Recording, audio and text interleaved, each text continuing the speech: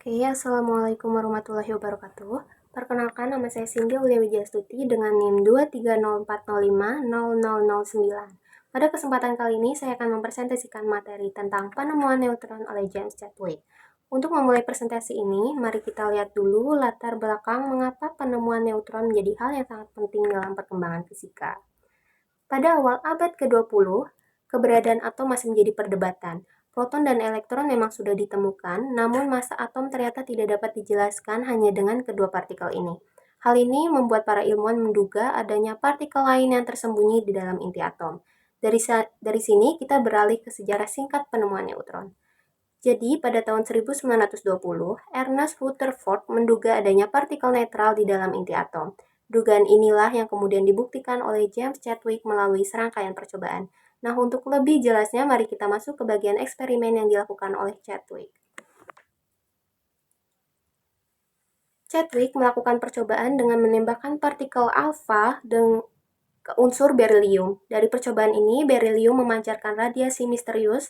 Radiasi tersebut kemudian diarahkan ke parafin atau lilin, sehingga menghasilkan proton yang terlontar dengan energi sangat tinggi.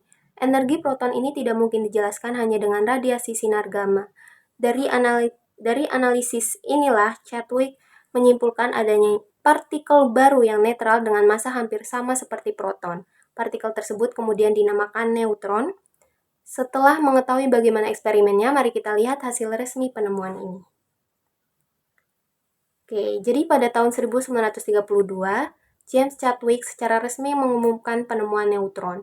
Neutron adalah partikel netral yang tidak memiliki muatan listrik, tetapi massanya hampir sama dengan proton. Penemuan ini membuat model inti atom menjadi lebih lengkap karena selain proton, ternyata ada juga neutron di dalam inti atom. Lalu apa dampaknya bagi ilmu pengetahuan? Mari kita bahas. Nah, jadi penemuan neutron membawa dampak besar dalam perkembangan fisika. Pertama, model inti atom menjadi lebih akurat. Kedua, keberadaan isotop bisa dijelaskan dengan baik. Ketiga, penemuan neutron membuka jalan bagi penelitian reaksi fisi nuklir yang akhirnya melahirkan teknologi energi nuklir dan juga senjata atom. Dampaknya sangat luas, bukan hanya di bidang sains, tapi juga dalam kehidupan manusia. Setelah melihat dampaknya, mari kita lihat penghargaan yang diperoleh oleh James Chadwick.